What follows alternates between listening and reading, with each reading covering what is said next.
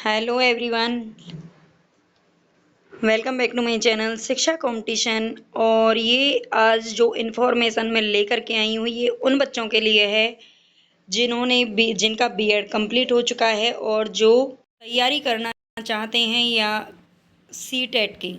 ठीक है, ये सीटेट की जो दिसंबर सीटेट होने वाला है, सीटेट दिसंबर के लिए फॉर्म आ चुके हैं। फॉर्म फिलअप करने का टाइम आ चुका है और आप अगर इसकी तैयारी करना चाहते हैं, इसको देना चाहते हैं, तो आपके लिए बिल्कुल ये सही समय है। 2 महीने हैं आपके पास और 2 महीने में आप अगर चाहें तो बहुत अच्छे से तैयारी कर सकते हैं। सीटेट जो कि दिसंबर 2024 में होने वाला है। सीटेट जो होता है वो 2 बार होता है एक साल में, जुलाई में और दिसंबर में, ये इसका फिक्स होता है।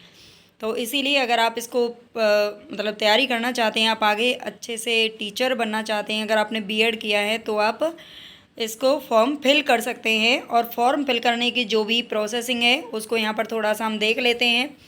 ड्यूरेशन ऑफ ऑनलाइन एप्लीकेशन, यानी कि जो ऑनलाइन जो फॉर्म भरे जाने हैं वो 17 तारीख से, यानी कि जो 17 सितंबर है, 17 सितंबर से ही शुरू हो गए हैं और 16 अक्टूबर तक फॉर्म भरे जाने। ध्यान रखना 16 अक्टूबर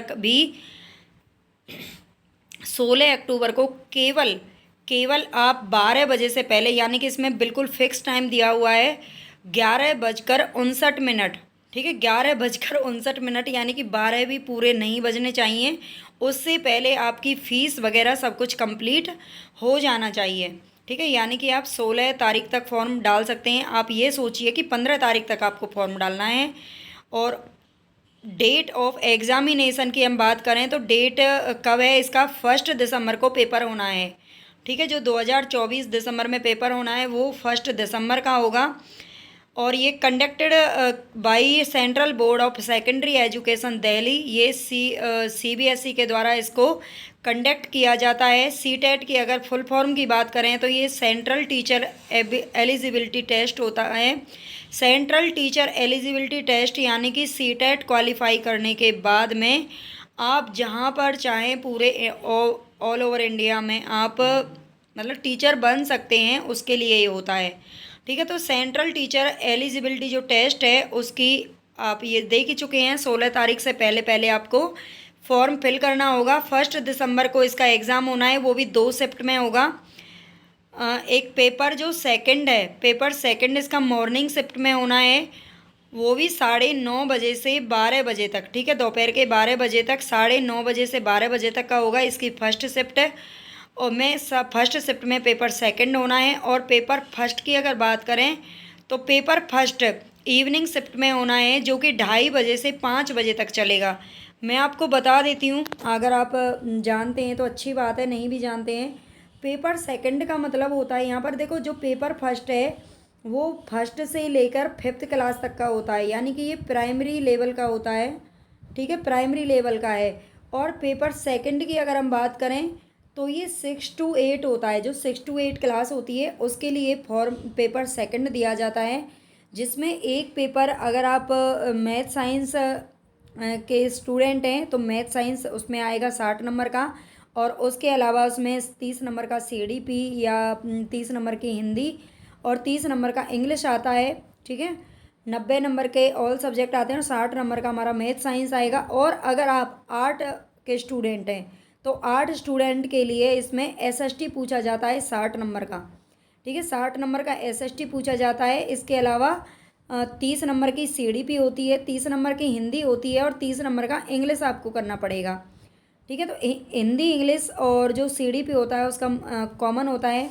हिंदी की जगह अगर आपने और कोई और भी लैंग्वेज ले रखी है या फिर फर्स्ट सेकंड इसमें 2 लैंग्वेज लेनी पड़ती हैं, इसके अलावा कोई और अगर आपकी लैंग्वेज है तो वहाँ पर आपको मतलब फिल कर सकते हैं, वही लैंग्वेज आपको चुननी पड़ती है। एक तो लैंग्वेज मेन होती है और जो दूसरी लैंग्वेज के तौर पर आप कोई और भी लैंग्वेज चुन सकते हैं, जैसे कि उर्दू हो गई या फिर संस्कृत हो गई, कोई भी जो आपको मतलब अच्छी लगती है, जो आपको थोड़े बहुत जानते हो, उसको आप सेकंड लैंग्वेज में चुन लेना। ठीक है, ये 6 to 8 होता है जो पेपर सेकंड होता है। इसका थोड़ा बहुत अगर आपको पूरा नोटिफिकेशन पढ़ना है तो यहाँ पर नोटिफिकेशन दे रखा है, अप्लाई कर सकते हैं। To go through the information bulletin carefully with the entire requirement therein, to satisfy eligibility to appear in the examination. ठीक है, एग्जामिनेशन में अपियर करने से पहले मतलब बैठने से पहले या फॉर्म फिल करने से पहले आपको अपनी जो एलिजिबिलिटी है उसको अच्छे से उससे सेटिस्फेक्शन होना है, मतलब आपको पता होना चाहिए कि इसमें कौन सी एलिजिबिलिटी लगती है। ठीक है, क्यों हमारा आपका क्या क्वालिफाई होना चाहिए जिसके बाद आप सीटेट दे सकते हो। तो इसमें बीएड कंपलसरी होता है, बीएड के बाद ही आप सीटेट की तैयारी कर सकते हो, सीटेट का एग्ज़ाम दे सकते हो। और to submit online application by giving full particulars by accessing the CTET official website. तो ये ऑफिशियल वेबसाइट इसकी दी हुई है, इसको आप अच्छे से एक बार देख लेना यहाँ पर। ठीक है, CTET.nic.in। ठीक है, ये सीटेट की ऑफिशियल वेबसाइट है, इस पर आपको ऑनलाइन एप्लीकेशन है जो सबमिट करना पड़ेगा। और इसके बाद में to write complete mailing address with postal pin code at the time of applying के समय पर आपको मतलब जो फॉर्म आप डलवाते हो किसी से भी या भरते हैं तो वो सब उसमें आ जाएगा, पता चल जाएगा। ठीक है, before submission of application form decide the mode of payment of fee. और फॉर्म मतलब जब भी आप सबमिशन करते हैं उसका सबमिट करते हैं एप्लीकेशन फॉर्म को, तो उससे पहले पेमेंट फ़ी किससे आप उसका मोड चुन लेना, वहाँ पर निर्णय आपको लेना पड़ेगा कि आप जैसे उसमें होता है ना कि आप पेटीएम के द्वारा या फिर किसके द्वारा आप उसमें वो कर रहे हो, कौन सा आपका मोड होने वाला है फीस सबमिट कराने के लिए। ठीक है, to keep the confirmation page along if a candidate submit online more than one application. यदि एक कोई भी कैंडिडेट है वो एक एप्लीकेशन को मतलब अपना जो एक से ज़्यादा बार वो सबमिट करता है, हिजर candidates shall be liable to be cancelled and the candidates may also be declared for future examinations. No communication will be sent in this regard। ठीक है, तो इस रिगार्ड में उनको क्या किया जा सकता है, अगर वो एक से अधिक बार वो सबमिट कर देता है अपने फॉर्म को तो उसको कैंसिल किया जा सकता है। तो ऐसी गलती आप ना करें, सिर्फ एक ही बार भरना है, अगर उसमें कुछ भी कमी रह जाए अच्छे से फॉर्म को फिलअप करना है, देख लेना। अगर आप किसी कंप्यूटर वाले से किसी से भरवाते भी हैं फॉर्म को तो उसमें आपके फ़ोटो साइन सारी चीज़ें बहुत अच्छे से चेक करनी पड़ेंगी। ठीक है, बाद में ऐसा होता है कि कई बार कुछ चीज़ों का तो करेक्शन हो जाता है लेकिन कुछ चीज़ों का नहीं हो पाता। कई बार ऐसा होता है जब करेक्शन की डेट आती है तो उसमें कुछ चीज़ों का ही करेक्शन होने पाता है। ठीक है, जैसे मान लीजिए आपका सिर्फ साइन का कर सकते हो या सिर्फ फ़ोटो को कर सकते हो या फिर और कोई करेक्शन कर सकते हो। कई बार होता है कि उसमें साइन का करेक्शन करने ही नहीं आता है ना। एक बार मेरे साथ भी ये मिस्टेक हो चुकी है, मतलब हमने साइन गलत हो गए थे और बाद में वो साइन के लिए करेक्शन की डेट तो आई लेकिन वो करेक्शन हो नहीं पाया उसमें साइन में। ठीक है, तो कई बार ऐसा होता है, तो आप ऐसी गलती बिल्कुल ना करें। और यहाँ पर आप method of submission of online application form, उसका मेथड आप समझ सकते हैं यहाँ पर। ठीक है, किस तरीके से करना है। Log on to CTET official website, go to the link apply online पर आपको क्लिक करना है। Fill in the online application form and note down registration number. अपना जो रजिस्ट्रेशन नंबर होता है ना उसको कहीं पर एक जगह नोट डाउन ज़रूर कर लेना, बाद में हमें रजिस्ट्रेशन नंबर की ज़रूरत पड़ती है और हम कई बार याद नहीं आता। Upload latest scanned photograph and signature, अपने जो साइन है और फोटोग्राफ है वो अपलोड करना है और वो भी स्कैन करके और लेटेस्ट होना चाहिए। ऐसा नहीं है आप 10 साल पुराना या 5 साल पुराना अपना फ़ोटो वहाँ पर लगाएं, आपको बिल्कुल लेटेस्ट रखना है, मतलब या तो साथ के साथ या एक 2 4 महीने का ही होना चाहिए बस।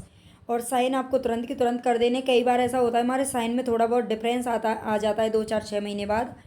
पे एग्जामिनेशन फ़ीस बाई डेबिट या क्रेडिट कार्ड या नेट बैंकिंग के द्वारा आप फीस जमा कर सकते हैं। Print conformation page for record and future reference है, और फ्यूचर के लिए आपको अपने पास में उसका प्रिंट आउट भी निकाल लेना है। कई बार जो नए बच्चे होते हैं सीटेट के लिए ज़्यादा उनको जानकारी नहीं होती तो उसका प्रिंट आउट ही नहीं निकालते, तो प्रिंट आउट निकाल लेना। ठीक है, और रजिस्ट्रेशन का जो प्रोसीजर होता है वो क्या होता है, एक बार यहाँ पे आप चाहें तो इसको थोड़ा सा पढ़ लेना है ना। वैसे तो इसमें ऐसा कुछ लिखा नहीं है, स्टेट वगैरह आइडेंटिफिकेशन टाइप ये सब इसमें अच्छे से लिखना है। डेट ऑफ बर्थ जेंडर ये तो हो ही जाएगा है ना। और online uploading of scanned image, अपनी इमेज मतलब जो भी उसमें बता रखी है इसमें दे रखे, वो तो जो भी कोई आपका फॉर्म भरेगा वो आपको बता ही देंगे। और नेक्स्ट यहाँ पर बस यही दे रखा है। इसकी फ़ीस देख लेते हैं। जो कैटेगरी है, कैटेगरी की अगर बात करें तो जनरल, ओबीसी, अगर आप है कोई भी, तो जनरल है या फिर ओबीसी हैं तो उसमें रुपये 1,000 आपको देने पड़ेंगे। ठीक है, 1,000 रुपये यहाँ पर किसके लिए? जनरल और ओबीसी के लिए। जनरल और ओबीसी वाले बच्चों को 1,000 रुपये देने पड़ेंगे, वो भी फर्स्ट और सेकंड अगर एक पेपर भरेंगे तो। ठीक है, अगर आप फर्स्ट पेपर देंगे या सेकंड पेपर देंगे, कोई एक पेपर के लिए आपको 1,000 रुपये देने पड़ेंगे। ध्यान से पढ़ना इसको। और अगर आपको दोनों फॉर्म फिल करने हैं, दोनों पेपर आप देना चाहते हैं, फर्स्ट टू फिफ्थ भी और जूनियर वाला भी, यानी कि 6 to 8 भी अगर आप देना चाहते हैं, तो 1,200 रुपये फ़ीस लगेगी आपकी। Only 200 extra rupees. ठीक है, डबल पैसे नहीं देने पड़ेंगे वहाँ पर, बस डबल मेहनत ज़रूर करनी पड़ेगी। अगर आप मेहनत कर सकते हैं तभी फॉर्म भरना, और भरना भी चाहें तो भर सकते हैं, क्योंकि 3 चीज़ें तो उसमें सेम ही होती हैं, थोड़ा सा आपको अलग पढ़ना पड़ेगा। और एबल्ड पर्सन जो होते हैं, यानी कि SC ST और डिफरेंसेस एबल्ड होते हैं, यानी कि जो जिसके कुछ विकलांग पर्सन जिनको बोला जाता है, या SC ST से वो बिलोंग करते हैं, तो उनको 500 रुपये फ़ीस देनी है, हाफ देनी है यहाँ पर, और 1,200 की हाफ देनी है, 600 रुपये दोनों पेपर के लिए। ठीक है, तो ये आपका फ़ीस का हो गया। बाकी तो इसमें ऐसा कुछ भी नहीं है कि जो यहाँ पर आपको ज़रूरत पड़े। करेक्शन अपडेशन इन डिटेल्स, वो करेक्शन के लिए डेट तो बाद में आ ही जाती है। आप कोशिश करें कि आपको करेक्शन ना ही करना पड़े। कई बार ऐसा होता है हम करेक्शन के लिए सोचते रह जाते हैं, करेक्शन करवाएंगे, लेकिन बाद में याद ही नहीं रहता। तो आप करेक्शन की चिंता छोड़ें, बिल्कुल अच्छे से आपको फॉर्म को फिल करें। ठीक है, आई होप आपको समझ में आ गया। अगर आप CTET की तैयारी करना चाहते हैं तो आप फॉर्म फिल कर सकते हैं। Thank you very much.